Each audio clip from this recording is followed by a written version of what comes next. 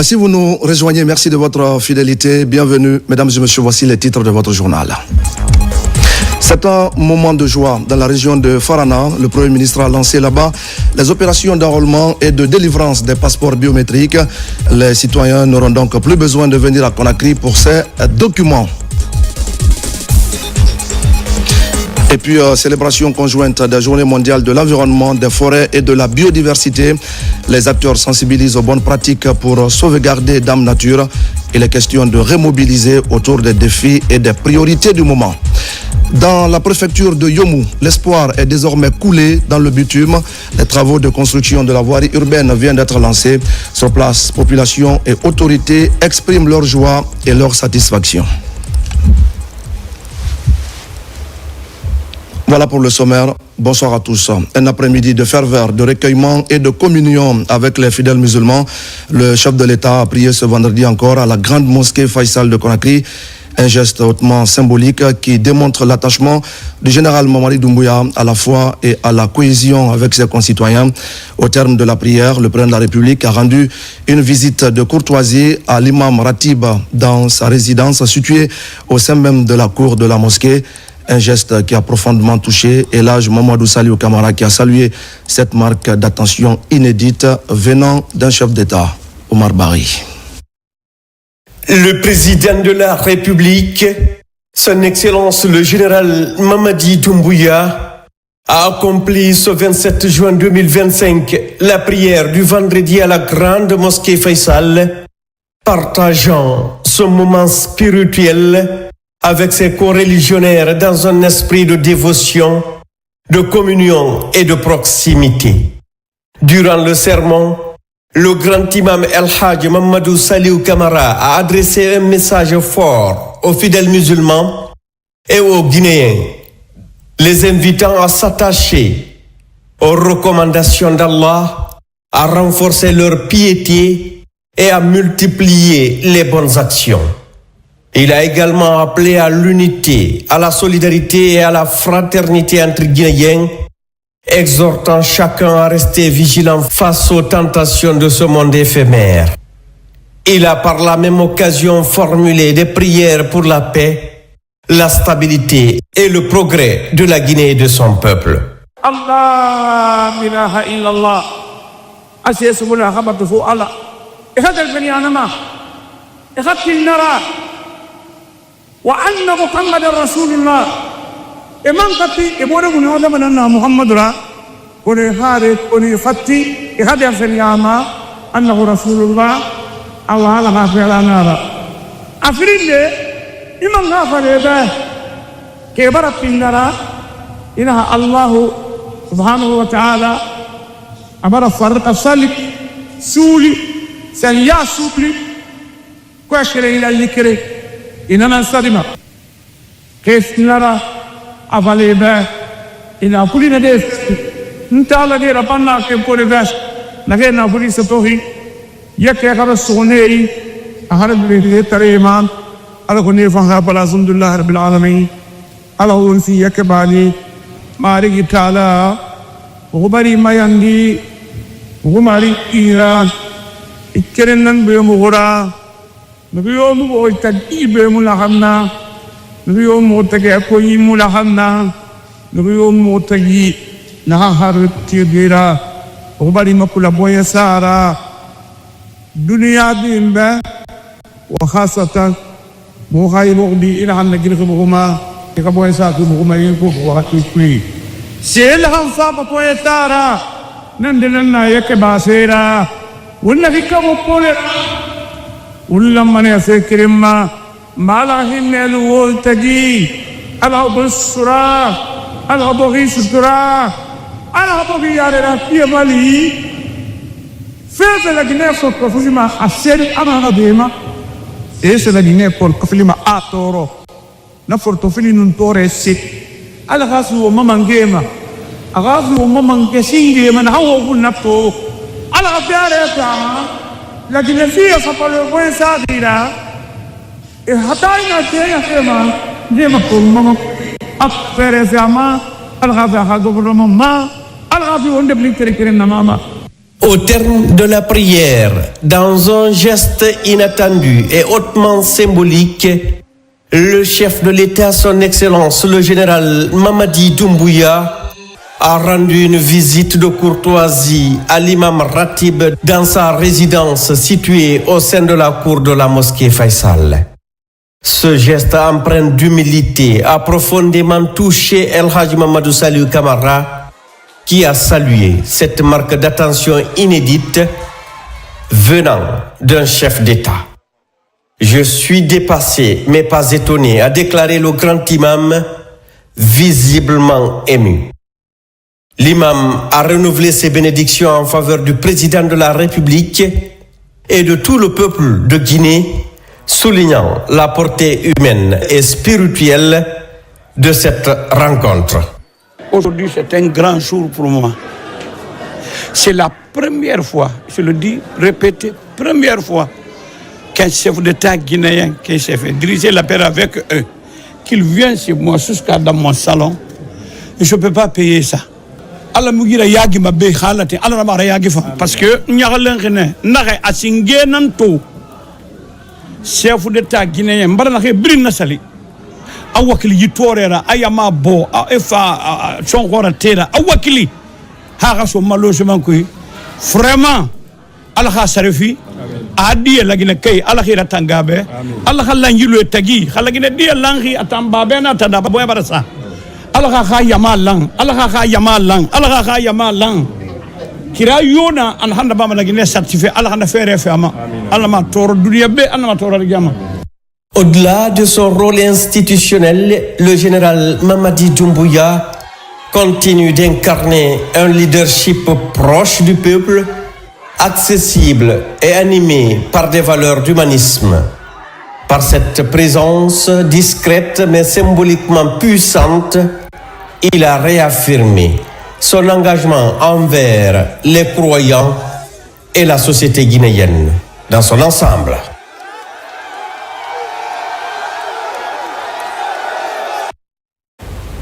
Et nous allons prendre maintenant la direction de Farana, où je le disais tout à l'heure au sommaire, le Premier ministre chef du gouvernement a lancé officiellement les opérations d'enrôlement et de délivrance des passeports biométriques et une cérémonie marquée par la présence du ministre en charge de la protection civile.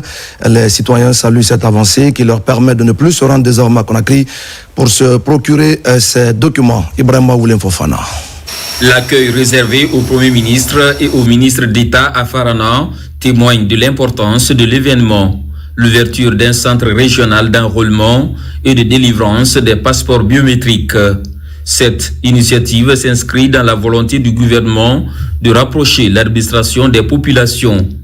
Elle permet un accès équitable à un document de voyage sécurisé répondant aux normes internationales. Nos concitoyens étaient dans l'obligation de parcourir des centaines de kilomètres pour se procurer de ce document si précieux. À cette difficulté majeure s'ajoutent plusieurs autres, dont les frais auxiliaires et une longue attente pour l'obtention du passeport. Pour vous procurer de ce passeport biométrique, il faut un fichier bancaire délivré par Ecobank, attestant le versement de la somme de 500 000 francs guinéens pour un passeport de 5 ans. Versement de la somme de 1 million de francs guinéens pour un passeport pour une durée de 10 ans. Une copie de l'extrait de naissance numérisé. 2 photos d'identité fond blanc. Le ministre d'État, ministre de la Sécurité et de la Protection civile, a salué les efforts du chef de l'État, le général d'armée Mamadi Doumbouya, pour cette réforme qui allège le quotidien des citoyens. L'obtention du passeport biométrique à l'intérieur du pays, précisément dans nos régions administratives, n'est plus une éventualité, mais une réalité. C'est une rupture avec ce qui prévalait depuis très longtemps. Notre combat commun incarne donc un nouveau chapitre de l'histoire. De son côté, le Premier ministre a invité les citoyens à participer activement au recensement général de la population et de l'habitat, RGPH 4, tout en annonçant de futurs projets économiques pour la région. La première opération d'enrôlement a été lancée sous ses yeux. Pendant des années, il fallait aller à Conakry pour avoir un document essentiel pour pouvoir voyager. Pendant des années également, nos compatriotes qui étaient à l'étranger étaient obligés de venir à Conakry pour avoir le renouvellement de leur passeport ou la confection de leur passeport. Cela a conduit pendant des années et des années beaucoup de nos compatriotes à renoncer de fait à la citoyenneté guinéenne parce qu'ils étaient dans l'impossibilité d'avoir le document qui leur permettait d'avoir une identité juridique dans les pays d'accueil. Aujourd'hui, nous sommes en train de réparer cela. Avant de quitter Farana, la délégation a été reçue au vestibule traditionnel. Les sages ont exprimé leur reconnaissance à travers des bénédictions et des prières en faveur du chef de l'État et de toute la nation. Dans l'actualité encore, le ministre des Forces armées du Sénégal a bouclé ce vendredi une visite de travail de 2 jours en Guinée. Le général de 2e section Biram Diop et l'ambassadeur Abakar Sidiki Kamara ont paraphé un document unique de mise en œuvre de l'accord de coopération militaire et technique entre Conakry et Dakar. Ce document est le résultat des travaux des experts des 2 pays et prend en compte les défis sécuritaires du moment. Lieutenant Tamba Sekou Kamano, correspondant de la presse militaire.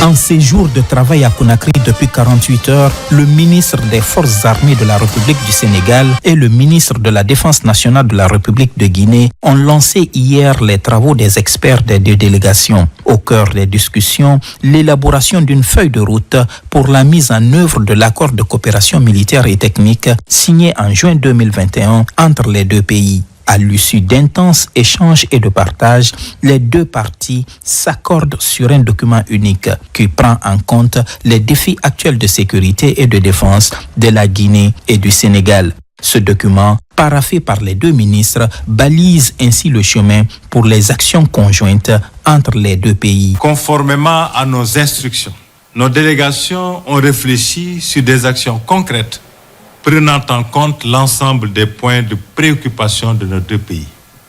Qu'il s'agisse des activités opérationnelles bilatérales sur la frontière ou de la mise en œuvre de la commission militaire mixte et paritaire prévue par l'accord, des mesures concrètes ont été proposées et les mécanismes idoines seront mis en place pour les opérationnaliser. Il nous appartient maintenant de nous assurer de leur mise en œuvre effective sur le terrain afin d'éradiquer ces menaces graves à la paix et à la tranquillité de nos populations et ces obstacles au développement que constitue l'insécurité à notre frontière commune. Au nom de son Excellence, le général Mamadi Doumbouya, président de la République de Guinée, chef suprême des armées, vous remercie de l'honneur que vous faites à la République de Guinée et aux forces armées en particulier de nous rendre cette visite de courtoisie, mais aussi de fraternité. Je vous donne simplement l'assurance que les forces armées guinéennes sont disposées à mettre en œuvre la volonté de nos 2 chefs d'État, la volonté dont nous sommes chargés, vous et moi, d'exécuter dans l'intérêt supérieur de nos 2 nations. Liés par l'histoire et la géographie, la Guinée et le Sénégal partagent en commun plus de 350 km de frontières terrestres. Les 2 pays s'engagent à mutualiser les efforts pour relever les défis sécuritaires auxquels ils sont confrontés. La visite du ministre des Forces armées sénégalaises à Conakry a été sanctionnée ce vendredi par un communiqué conjoint. Le général 2e section Biram Diop, ministre des Forces armées de la République du Sénégal, à la tête d'une forte délégation, a effectué une visite d'amitié et de travail à Conakry du 26 au 27 juin 2025. Sous la coprésidence des 2 ministres, les délégations des 2 pays ont tenu une séance de travail portant sur la coopération bilatérale en matière de défense et de sécurité. Les 2 parties ont salué la qualité des relations bilatérales et ont réaffirmé leur volonté de les consolider davantage à travers des actions concrètes et coordonnées. Dans cette perspective, les 2 ministres ont mis l'accent sur la mise en œuvre de l'accord de coopération militaire et technique signé le 19 juin 2021. Les partis sont convenus de mettre en place la commission militaire mixte et paritaire conformément aux dispositions de l'article 21 du dit accord. Le Sénégal a exprimé le souhait d'accueillir la première réunion de la dite commission avant la fin de l'année 2025. Les partis ont aussi exprimé la volonté commune de renforcer la coopération dans le domaine de la formation. Conakry, le 27 juin 2025. Pour la partie guinéenne, le ministre de la Défense nationale, ambassadeur Abakar Sidiki Kamara. Pour la partie sénégalaise, le ministre des Forces armées, général 2e section, Biram Diop. Cette visite du ministre des Forces armées sénégalaises en terre africaine de Guinée traduit l'excellence des relations d'amitié et de fraternité entre nos deux pays. C'est aux environs de 12 heures que la délégation sénégalaise a quitté Conakry pour Dakar.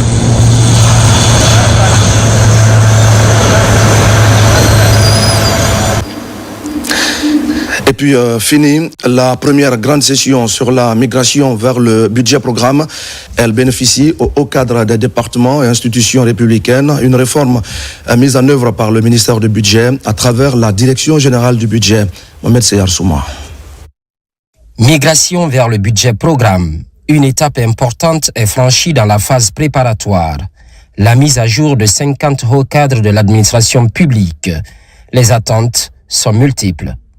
Cette formation intensive va améliorer notre compréhension sur la méthodologie et les outils du budget programme afin de nous permettre de porter cette réforme d'ampleur pour une mise en œuvre efficace de la vision stratégique de son Excellence, Monsieur le Président de la République, le programme Simandou 2040.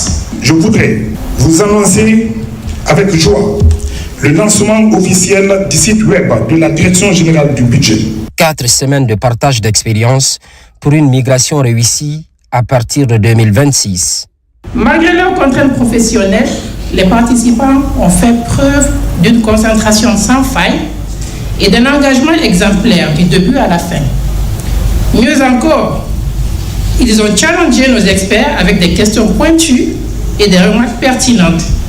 Et c'est précisément cet esprit d'exigence constructive qui garantit la qualité et la pérennité des acquis. Nous avons été appelés à mieux comprendre les exigences de la migration vers le budget programme. Pendant ces sessions, nous avons découvert un langage budgétaire nouveau, orienté vers les résultats. En droite ligne de cette réforme structurante, le programme Simandou 2040 en témoigne la mobilisation de plusieurs membres du gouvernement pour le succès de ce processus budgétaire. Nous étions les premiers, on s'était engagé à le faire depuis 2012, dès que la LOLF a été adoptée. Entre-temps, on a accusé beaucoup de retard. Mais avec un gouvernement de réformateurs, dirigé par son Excellence, Monsieur le Président de la République, vous voyez que les réformes nouvelles prennent forme, mais également les réformes pertinentes qui étaient mises dans les tiroirs, on les sort pour les dépoussiérer et leur donner vie. Récemment, le Comité national du budget programme a été créé par le chef de l'État, une assise institutionnelle pour renforcer davantage le processus de migration. Et nous allons parler à présent de la célébration conjointe des Journées mondiales de l'environnement, des forêts, de la biodiversité ou encore de l'océan ici même à Conakry. Ces journées ont été l'occasion de rappeler les enjeux actuels, d'évaluer les efforts en cours et de remobiliser les acteurs pour plus d'impact en matière de lutte contre la dégradation de l'environnement. Mamadou Alpha Baldé. Tirer la sonnette d'alarme, remobiliser les acteurs locaux et internationaux, évaluer les acquis et les actions en cours, la Guinée célèbre les Journées mondiales de l'environnement. L'ensemble des partenaires nationaux et internationaux sont mobilisés aux côtés du gouvernement pour marquer ces journées. Permettez-moi aussi de rappeler que le chef de l'État, le général Mamadi Doumbouya, dans sa vision de promouvoir un développement durable et responsable pour le bien-être des Guinéennes et des Guinéens, a pris la décision courageuse d'interdire par décret l'importation, la production, la distribution et la commercialisation d'emballages et objets plastiques à usage unique. Au cadre de la conservation de la biodiversité, une réforme est engagée visant l'extension des aires protégées de 17 à plus de 28% du territoire national et la création d'un fonds fiduciaire pour financer durablement la conservation des espaces terrestres et marins. Le ministère de l'Environnement et du Développement durable a initié la mise en place de mécanismes et instruments favorisant la décarbonation et la valorisation de crédits carbone. Les causes de la dégradation de l'environnement par les activités anthropiques sont encore présentes dans le pays et ont des impacts significatifs. Perte de biodiversité, perte du couvert végétal, pollution de l'environnement par les rejets atmosphériques et les déchets, notamment en milieu marin et côtier. La Banque mondiale continuera à accompagner la Guinée dans l'atteinte de ses objectifs de développement durable. Des panels sur la lutte contre la déforestation, la gestion des aires protégées, la création de marchés carbone local ou encore l'application de l'accord de Paris 10 ans après sa signature seront animés. Le président considère l'environnement non seulement comme un héritage à préserver pour les générations futures, mais aussi comme un acteur essentiel de notre croissance économique et de la stabilité de notre écosystème. C'est sous son impulsion que notre pays s'engage à promouvoir une approche intégrée et stratégique de la gouvernance environnementale en écho aux engagements internationaux auxquels la Guinée a librement souscrit. Les indicateurs environnementaux mondiaux sont alarmants. Le monde entier assiste à une dégradation accélérée des écosystèmes, à une perte sans précédent de la biodiversité, à une pollution généralisée, notamment celle plastique. En Guinée, nous ne sommes pas épargnés de ces fléaux. Nos forêts s'amenuisent, nos cours d'eau se fragilisent, nos sols également se dégradent, nos villes étouffent sous le poids des déchets plastiques. Il serait irresponsable, dans ce contexte, de tourner le regard. Je dois dire que là où certains voient un péril, nous choisissons de voir un appel à l'action. La Guinée, avec sa riche biodiversité, compte agir avec l'engagement de tous pour une Guinée verte et durable au bénéfice de toute la sous-région. Et on en vient maintenant à la modernisation des services publics par l'accès équitable à l'information. Le secrétariat général du gouvernement porte cette ambition du chef de l'État, général Mamadi Doumbouya. Ici à Conakry, le journal officiel de la République de Guinée est lancé en présence de plusieurs membres du gouvernement. Cet outil stratégique est mis en place pour promouvoir l'efficacité administrative à travers le numérique. Abakar Diaby et Morla Issouma. À travers les réformes engagées dans la qualification de l'administration publique, le secrétariat général du gouvernement est dans la dynamique de modernisation du journal officiel de la République. Par la mise en place de cette plateforme, les lois, les décrets ainsi que d'autres annonces légales ne seront plus publiés sur papier, mais ils seront uniquement publiés en version électronique, authentifiée, accessible à tous.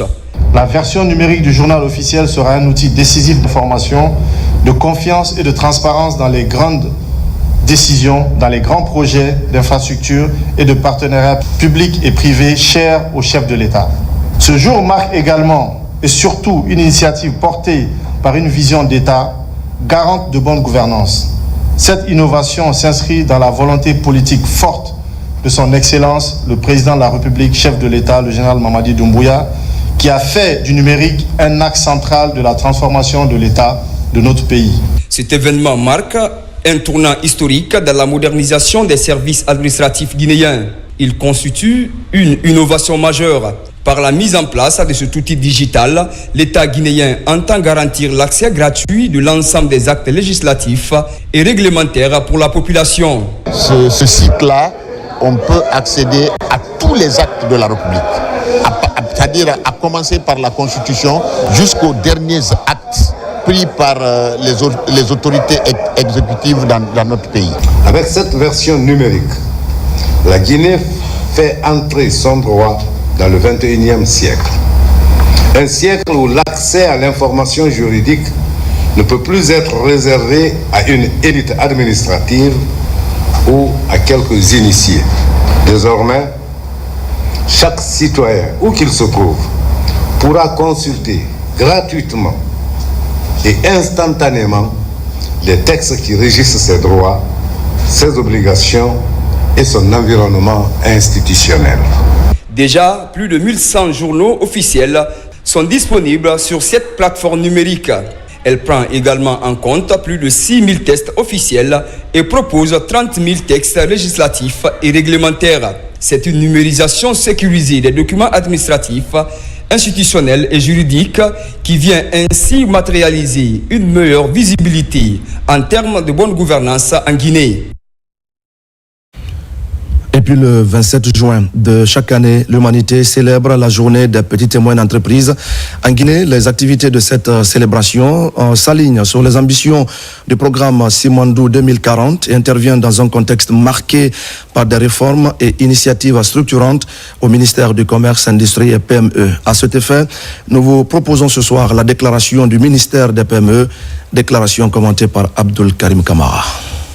Dans la réalisation des objectifs de développement durable, une place prépondérante est toujours accordée aux PME. En Guinée, la célébration de ces entreprises cette année trouve son salut dans la volonté du chef de l'État qui trace progressivement les sillons de leur épanouissement pour en faire un pilier de la transformation économique. Cette édition 2025 s'aligne pleinement sur cette ambition du programme Simandou, cadre stratégique de développement intégré qui repose sur 5 piliers majeurs. À travers ce programme, un accent particulier est mis sur le renforcement des capacités des PME afin de leur permettre de jouer un rôle plus important dans les chaînes de valeur nationales, de saisir les opportunités liées aux grands projets structurants et de mieux s'insérer dans l'économie formelle. Le thème retenu en 2025 est accompagnement et solutions pour l'amélioration des performances des entreprises. Au ministère du Commerce, Industrie et PME, cela arrive à un moment où plusieurs réformes et initiatives structurantes sont mises en œuvre. L'adoption de la loi sur le contenu local et ses textes d'application. La base de données nationale des PME recensant 143 644 entreprises, le lancement progressif des travaux concernant les centres d'appui aux petites et moyennes entreprises dans les 7 régions administratives, la création du fonds de garantie de prêts aux entreprises, la signature de conventions de financement pour un montant de 220 milliards entre d'une part le FODIP et l'ABNIC et d'autre part entre le FODIP et l'Ecobank. En Guinée, la célébration de cette journée des PME est prévue en différé les 11 et 12 juillet 2025 à Kindia et sera ponctuée par des panels de haut niveau sur les politiques d'accompagnement, des sessions de sensibilisation et de partage d'expériences, ainsi qu'une exposition d'entreprises locales et d'initiatives innovantes dans le but de promouvoir les savoir-faire nationaux. C'est également, je le disais au sommaire, un moment historique que les populations de Yomou ne vont pas oublier. De sitôt, la préfecture vient en effet de bénéficier de sa toute première couche de bitume. C'est un vaste programme de modernisation des infrastructures urbaines engagé par les autorités. Une initiative qui marque donc le début d'une nouvelle ère pour cette préfecture et pour ses populations, comme le montre ce reportage sur place de l'ANSEC Kamisoko. C'est un véritable ouf de soulagement pour les populations de Yomou. Après plusieurs longues années d'attente, marquées par la poussière et la dégradation des routes, la commune urbaine voit enfin au bout du tunnel la pose des premières couches de bitume. Ce acte est le début d'une transformation majeure de la préfecture de Yomou grâce à la gouvernance du CNRD sous le leadership du général d'armée Mamadi Doumbouya. Nous sommes très satisfaits d'abord pour la confiance que l'État a bien voulu placer à nous. Il était de notre devoir de témoigner de notre engagement, de notre fidélité et de notre capacité de pouvoir réaliser ces travaux. Nous voulons toujours assurer à l'État guinéen, à toutes les autorités, que nous sommes toujours engagés et déterminés pour accompagner le gouvernement dans sa politique de désenclavement de la zone forestière. Fidèle à ses engagements, le président de la transition, le général Mamadi Doumbouya, avait annoncé dès le lendemain de son accession au pouvoir le bitumage des voiries urbaines dans plusieurs préfectures du pays. À Yomou, cette promesse devient aujourd'hui une réalité. Un offre de soulagement d'abord pour toutes les autorités préfectorales, communales et aussi pour toute la population de Yomou, puisque depuis 1958 jusqu'à nos jours, c'est aujourd'hui au temps du CNRD dirigé par le général Mamadi Doumbouya que Yomou vient d'avoir le goudron. Très enchantés par le bitumage de 11 km de leur voirie urbaine, les populations de Yomou réitèrent leur soutien sans faille aux actions de développement enclenchées sous leur CNRD. Merci à l'ancien Kamisoko pour ces explications. Dans le reste de l'actualité, la 3e promotion du cours de perfectionnement des officiers de l'intendance vient de terminer sa formation aux écoles militaires de Manéa. L'initiative vise à renforcer les capacités opérationnelles des cadres de cette direction stratégique de l'armée. 6 stagiaires étrangères ont pris part à la formation. La cérémonie de remise a été présidée par la directrice générale des pensions militaires et anciens combattants, Caporal Mabinti Keita, correspondante de la presse militaire. Ce sont des officiers stagiaires de la 3e promotion du cours de perfectionnement de l'intendance. Ils reçoivent leur diplôme de fin de stage, après 6 mois de dur labeur. Parmi eux, 6 officiers venus du Burkina Faso, du Mali, du Bénin, du Congo, du Niger et du Cameroun. Ce qui prouve la qualité des enseignements dispensés dans les différentes écoles militaires de notre pays. Ce cours de perfectionnement, destiné aux officiers des différentes composantes de nos forces armées, vise à les préparer à assumer des fonctions administratives au sein des structures centrales de nos institutions militaires. Ce diplôme que vous recevez aujourd'hui est bien et plus qu'un simple certificat. Il symbolise une transformation, car ce diplôme ne marque pas une fin, mais plutôt une continuité. Durant 6 mois d'intense formation, ces stagiaires ont été outillés sur les méthodes de gestion des moyens destinés aux forces armées. Je voudrais remercier la hiérarchie guinéenne pour l'invitation, signe de fraternité au nom de la coopération militaire. Pendant les 6 mois de formation, je dois dire que c'est la non-discrimination qui a eu lieu dans la cour. Tous les stagiaires étaient traités pareil.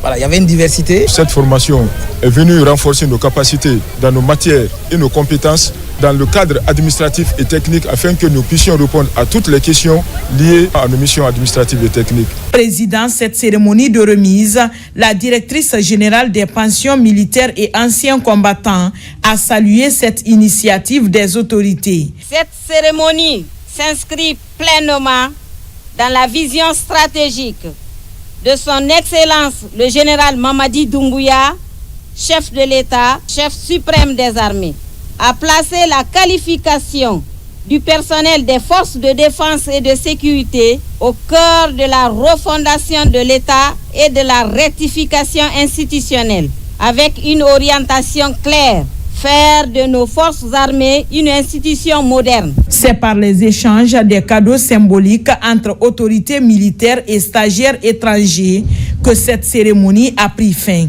ici, aux écoles militaires de Manéa.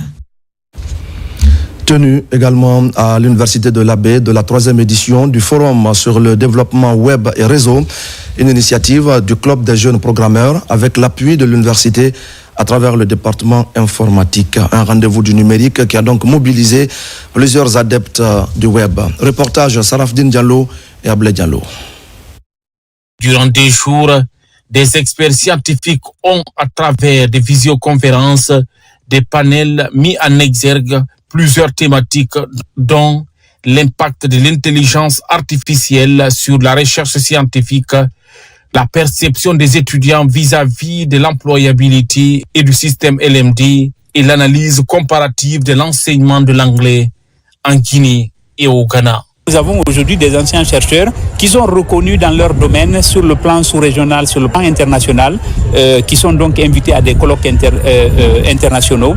Il était bon donc de partager ces résultats scientifiques-là d'un certain nombre de nos anciens chercheurs, inspirer et motiver les autres pour continuer à accentuer cette dynamique-là. Des instances mises à profit par les enseignants-chercheurs de l'Université de l'Abbé et chercheurs scientifiques internationaux pour présenter les résultats scientifiques publiés, le lien entre recherche fondamentale et recherche appliquée. J'ai présenté un résumé de mes travaux de recherche intitulé « Évaluation de performance des institutions publiques en Afrique de l'Ouest », notamment le cas du Sénégal, le port, le cas du Bénin, l'université, également le Sénégal, l'ICAD. Nous avons beaucoup appris à travers ces 2 jours, hier et aujourd'hui, par rapport à la recherche scientifique, par rapport à l'utilisation de l'IA dans la recherche scientifique. Donc c'est extrêmement important. La semaine scientifique a été l'occasion de valoriser les productions scientifiques, mais aussi les espaces de dialogue interdisciplinaire et intergénérationnel. Globalement, nous disons que nous sortons de cette salle très très réconfortés parce que chacun d'entre nous, dans son domaine, a pu donner ce qu'il connaît au moins à ses collègues et chaque collègue est au moins plus informé sur ce qu'il doit faire. Depuis plusieurs années, l'Université de l'Abbé s'inscrit dans la dynamique de refondation enclenchée par le CNRD et de son président à travers le ministère de l'Enseignement supérieur, de la recherche scientifique et de l'innovation. Et voilà qui nous amène à parler de la promotion de la langue nationale et de l'alphabétisation des enfants. Une structure se distingue déjà sur le terrain. Elle a offert récemment des manuels scolaires traduits en langue nationale poulard aux élèves du quartier Tagan dans la commune urbaine de Kagbélé. Objectif, promouvoir le développement national à travers la qualification du système éducatif. Bakar Diaby. Dans le cadre de la promotion des langues nationales et l'alphabétisation des enfants, la structure Windy Djangi Adlan a procédé la semaine dernière à une cérémonie officielle de remise des manuels scolaires traduits en langue nationale poulard. Cette cérémonie est effectuée dans les locaux du groupe scolaire Solokouré, situé dans le quartier Tagan, commune urbaine de Kagbélé. Je remercie ici le groupe Adlam d'avoir pensé à cela, transcrire nos manuels qui sont en français, en langue nationale, c'est-à-dire le poulard et en caractère Adlam, qui vont permettre à ces enfants d'apprendre vite et comprendre qu'est-ce que c'est que la science dans leur langue maternelle. Pour la promotion de l'éducation et de l'alphabétisation, la structure s'engage dans la confection, la mise en œuvre et la distribution des manuels scolaires écrits en poulard dans toutes les localités guinéennes pour promouvoir le développement national. Ces manuels, c'est l'ensemble de tous les manuels enseignés à l'école primaire guinéenne que nous avons transcrits avec l'alphabet Adlam pour pouvoir aider la Guinée et les Guinéens à lutter contre l'ignorance et l'analphabétisme. Nous voudrions que chaque Guinéen puisse lire et écrire, calculer, faire la science, la technique et la technologie dans cette écriture qu'on appelle Adlam, afin que la pauvreté, l'ignorance, l'analphabétisme quittent notre pays. Cela pourrait faciliter le processus enseignement-apprentissage en apprenant dans la langue maternelle. L'enfant va facilement comprendre ce qu'il apprend, mais il va approfondir encore les connaissances dans sa langue. La structure Wingi Djangi Adlan compte poursuivre ses activités dans toutes les localités du pays dans les jours à venir. Inclusion économique des femmes, le forum de l'entrepreneuriat et de leadership féminin revient pour la 4e édition. Et cette année, l'événement est dédié aux femmes actrices de l'économie bleue. Il est question d'offrir à ces femmes des opportunités de partage d'expériences en vue de booster leurs activités et leur rendement. Sona Sagno. La 4e édition du FODELF, Forum de l'entrepreneuriat et du leadership féminin, s'annonce comme un rendez-vous incontournable pour toutes les femmes déterminées à redéfinir les règles du jeu dans les domaines de l'entrepreneuriat et du leadership. Cette année, l'événement met en lumière les femmes de l'économie bleue, ces héroïnes de l'ombre qui assurent la vitalité du secteur de la pêche, placé sous le thème femmes actrices clés de l'économie bleue, briser les barrières et créer les opportunités. C'est la 4e édition et nous avons décidé de porter sur les femmes du secteur de la pêche, nos mères, nos sœurs, que nous appelons les héroïnes de la mer, de les mettre en lumière parce que nous n'avons pas des moyens financiers à les offrir, mais nous pouvons les apporter beaucoup de visibilité. Je pense que c'est une bonne initiative parce que ça permet de pérenniser leur activité et de donner l'opportunité à nos cibles de pouvoir montrer un peu leur savoir-faire. Pendant 2 jours, l'événement a réuni décideurs publics et privés, institutions financières, acteurs de la société civile autour des enjeux liés à l'autonomisation des femmes et au développement durable. Nous assistons aujourd'hui à ce forum dédié aux femmes de l'économie bleue. C'est un honneur pour moi en tant que participante. Le secteur de la pêche joue un rôle fondamental dans notre économie. Il fournit des moyens de subsistance à près de 300 000 Guinéens. Mais au-delà des chiffres, ce sont les femmes qui discrètement mais puissamment assurent la vitalité du secteur. L'ambition est claire. Faire des femmes non seulement des actrices économiques, mais des chefs de file dans la transformation du secteur. Le forum a également été marqué par une exposition riche et colorée, vitrine du savoir-faire féminin. Créé en 2019, le FODELF porte avec passion et détermination l'ambition de promouvoir l'innovation et la créativité des femmes afin de renforcer leur impact économique et social. Et puis, mesdames et messieurs, vous le savez, les fortes pluies de 2024 ont occasionné d'importants dégâts matériels en Guinée, faisant aussi de nombreux sinistrés dans plusieurs familles.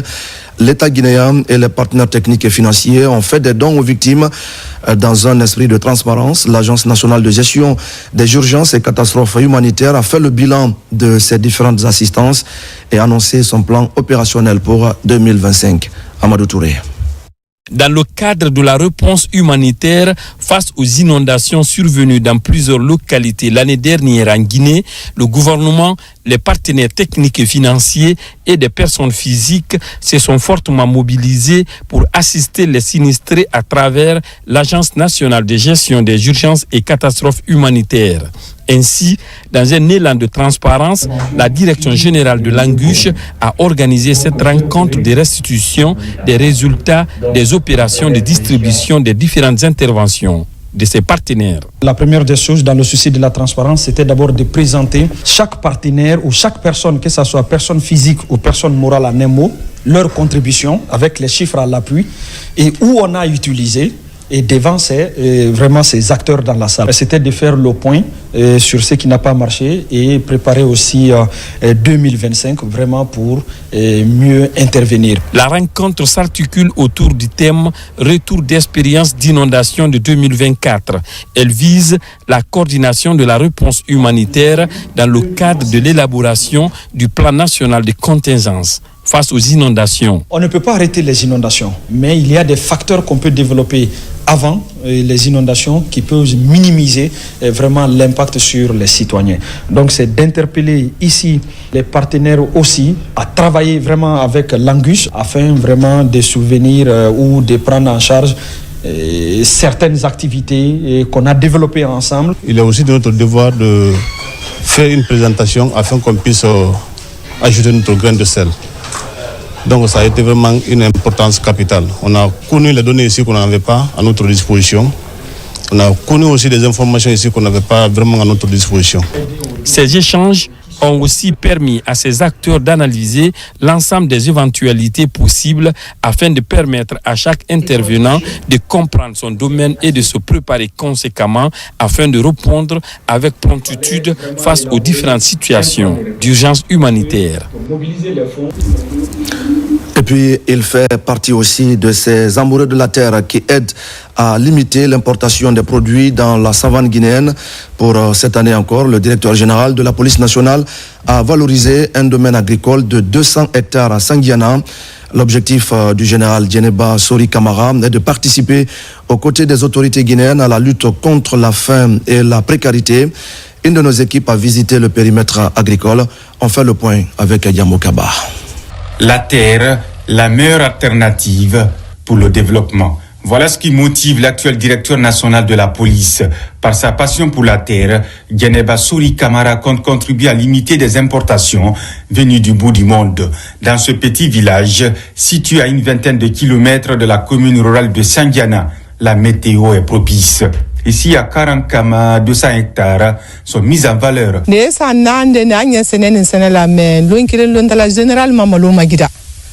Cela fait 3 ans que nous évoluons dans ce champ de 250 hectares. Chaque année, nous produisons une grande quantité de riz de bonne qualité grâce au général Djeneba Sori Kamara. Et toutes ces productions sont utilisées pour nourrir la communauté.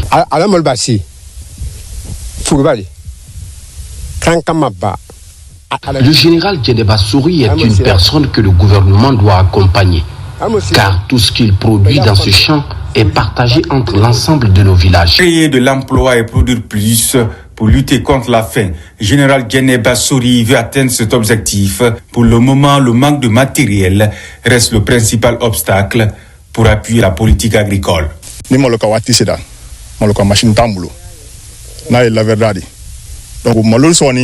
Nous avons la volonté d'aller au-delà des 250 hectares, mais nous n'avons pas de machine de récolte adéquate. Chaque année, nous perdons une quantité importante de riz parce qu'il n'est pas récolté à temps. Cet engagement en faveur du développement agricole est perçu comme une nouvelle offensive à Sandiana pour reconquérir la souveraineté alimentaire en milieu rural. Général de division et acteur du monde rural, Djeneba Sori Kamara a pourtant toujours su s'adapter et innover. Il a une quinzaine d'années. Une passion désormais devenue le défi de toute une vie pour attirer d'autres fonctionnaires de la police vers la terre. Merci à Diamo Kaba.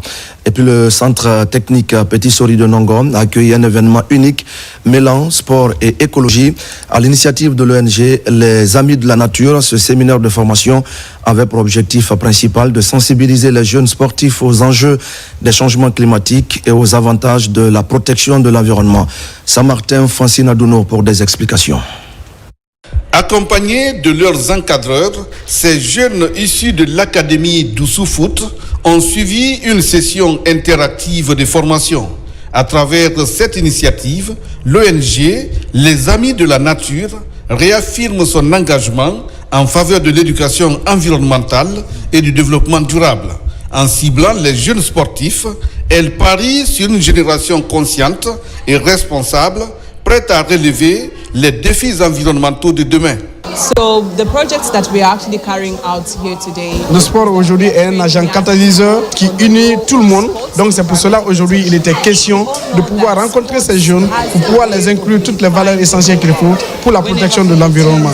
Et maintenant nous voyons aujourd'hui qu'avec ces jeunes, ils pourront être des ambassadeurs pour qu'ensemble nous puissions contribuer afin que notre planète Terre soit protégée. Animée par des membres de l'ONG Les Amis de la Nature, cette session a abordé des thèmes essentiels, notamment les causes et les conséquences du réchauffement climatique et le rôle que peut jouer la jeunesse sportive dans la transition écologique.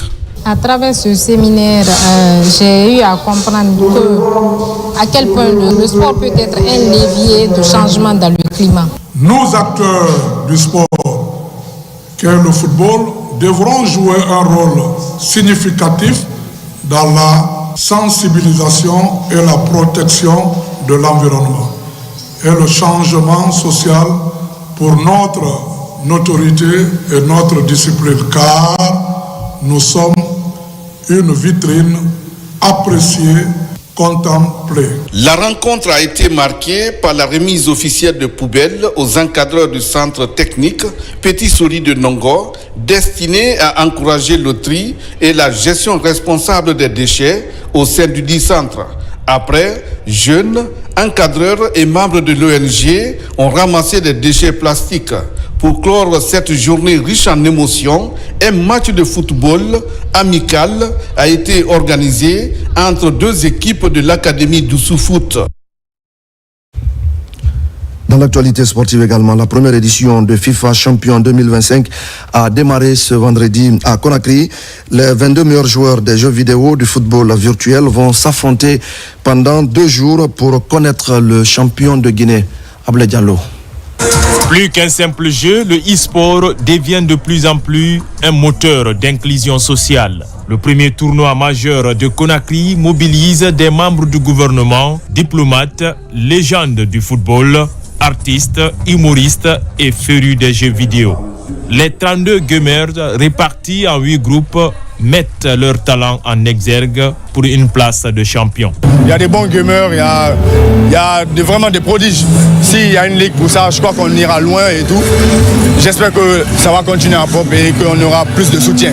Aujourd'hui, on sait que le monde est numérique. Faire une compétition majeure pour le e-sport en Guinée, c'est vraiment une initiative à saluer.